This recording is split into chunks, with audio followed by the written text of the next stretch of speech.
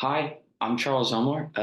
Today I am interviewing Director of Advancement at Stevenson, um, I believe marine biology major, and also my mom, Amy Elmore. Hi, Mom. Hi. Um, so today I'll just be asking her a couple quick questions about what it's like to be a fundraiser, which is a really interesting job. How she got into it. You've had a very interesting sort of life story, journey through both working and learning and all that stuff. So before we start with the questions, do you want to like introduce yourself a little bit, like where you grew up, Sure. all that? Yeah. Yeah. I'm Amy Elmore. So I am Charles's mom. I've also been the director of advancement here at Stevenson for almost a decade. I am not from a boarding school or private school background. I'm from Topeka, Kansas. Went to a big public high school. And I got into this work because I married a boarding school teacher. So that's the short introduction for me. All right. So as fundraising is a pretty unique job. It's not necessarily a job that comes to everybody. I was wondering, what's it like? Like what's really sort of the main aspects of the job, what's a day-to-day, schedule, stuff like that. Sure. I mean, the day-to-day schedule is depends, but the job in the end is I see it's my job to help people figure out how they can make a difference in the world. At this particular moment in time, I try to help alums and parents and other people figure out if they can make a difference at Stevenson.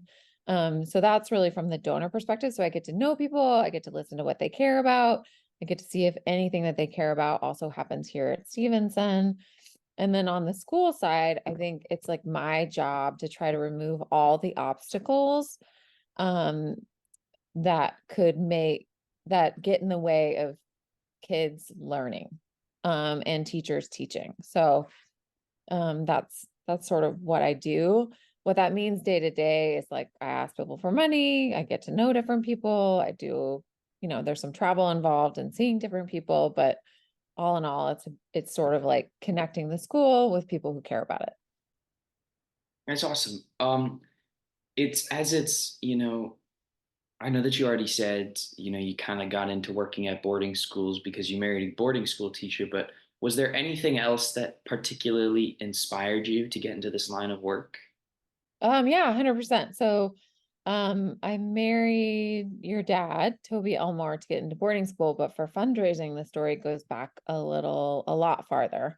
So when I was 7, my grandma, um, was living with us and she had leukemia. So my grandma was dying, but she was living with us and I loved her so much and I was super sad and I wanted to help her, but I couldn't necessarily.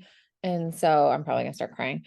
My mom, your grandma, said, you might not be able to make a difference for your grandma, but you could make a difference for somebody else's. And she handed me a pledge form and said, go raise some money. So I walked around when I was 7 around the neighborhood and I asked all my neighbors to give money to the Leukemia Society.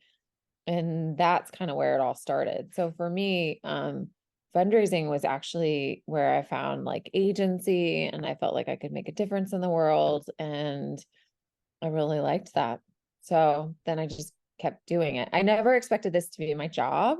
I always, as you said earlier, I thought I was going to be a biologist first, and then I thought I was going to be a doctor.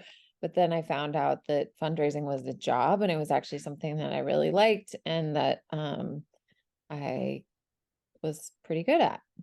What would you say, because as you just said, you've been fundraising for a really long time and for really meaningful causes. What would you say are some keys to fundraising and to fostering connections with others? I think more than anything, it's about really deeply listening to people that you're with. So I think some people think that fundraising is about like tricking people into giving money or like having this fancy sale about like, oh, this is a fantastic thing and you should give money to. But I've really found that over the years, the most effective fundraising is really listening to what people care about and then thinking about whether that's a fit for the place that you work at. So not everybody's going to give to Stevenson School. There's a lot of people who care deeply about that place. And I found that if I listen to what about this place they care about and how they want to make a difference, then if I listen to that, then that one helps them develop a relationship with me as a fundraiser, two helps them feel more connected to the school, and then they feel really good about their giving. So and they're more likely to give. And then with any relationship, it deepens over time. So it's not about just one gift, it's about sort of a lifetime relationship between the donor and the school. I think the other thing about that is like, it's not about me. So I'm the fundraiser, but it's not about their relationship with me. I'm just a facilitator of their relationship with the school. And that's also super important to keep in mind because then it allows me to keep like, it's not about my ego or sort of my goals. It's more about the school and the difference that they can make here. I know that you do a lot of travel for work, and you brought it up earlier. Um, what are some of the coolest experiences that being in this line of work has given you? I know recently you went on a trip to Asia, but like what's sort of the most, cool things that being in this line of work has given you the opportunity to experience? There are some like cool trips and interesting people that you get to meet. So you're right. I did just get to go to 6 different cities in Asia, which was amazing. I got to spend time with people who care deeply about the school, and it made me think about how for families who send their kids from really far away, then the amount of trust that they have to have in the school is really amazing. So that was cool.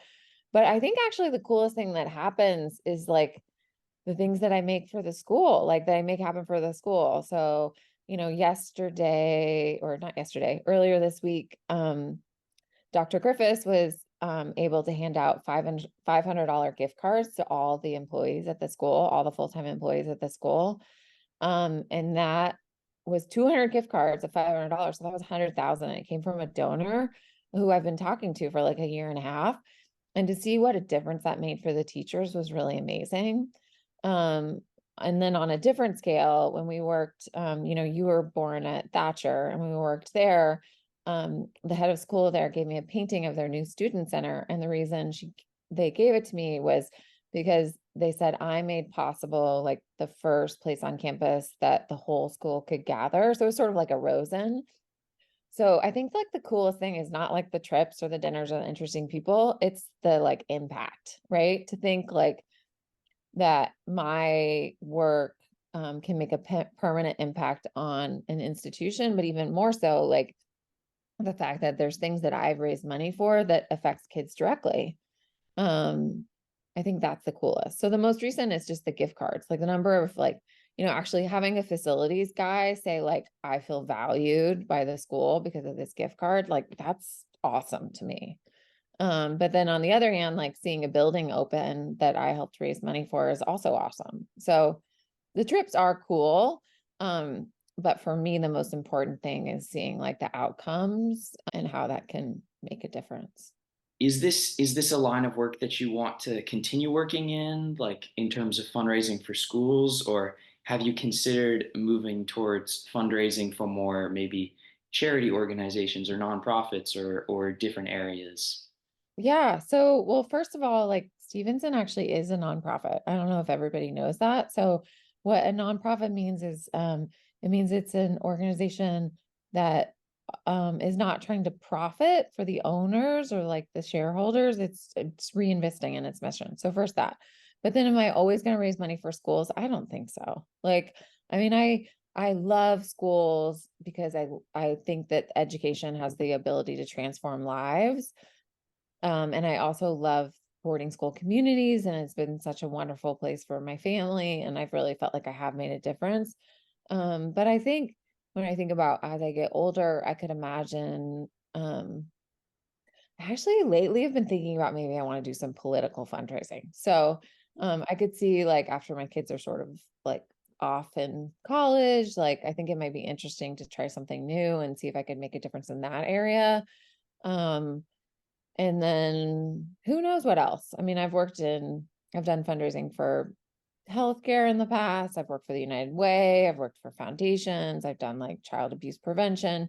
So I've done other stuff before schools. Um, and so I'm sure there's other worlds that are possible. I also sometimes think about working for a hospice organization, which might feel dark.